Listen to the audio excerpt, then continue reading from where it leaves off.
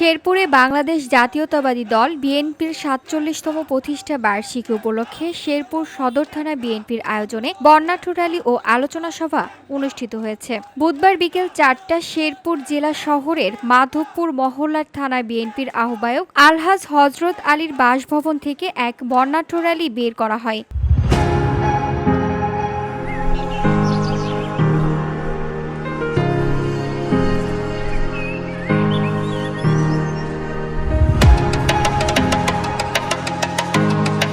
র্যালিটি শেরপুর জেলা শহরের প্রধান প্রধান সড়ক প্রদক্ষিণ করে রঘুনাথ বাজার জেলা বিএনপির দলীয় কার্যালয়ে গিয়ে শেষ হয়। পরে র্যালি উত্তর এক আলোচনা সভা সদর থানা বিএনপির আহ্বায়ক আলহাজ হযরত আলী সভাপতিত্বে অনুষ্ঠিত হয়। সদর থানায় বিএনপির সদস্য সচিব সাইফুল ইসলামের সঞ্চালনায় প্রধান অতিথি হিসেবে বক্তব্য রাখেন জেলা বিএনপির আহ্বায়ক অ্যাডভোকেট আলহাজ সিরাজুল ইসলাম। বিশেষ অতিথি হিসেবে বক্তব্য রাখেন জেলা বিএনপির সদস্য সচিব এবিএম মামুনুর রশিদ পলাশ।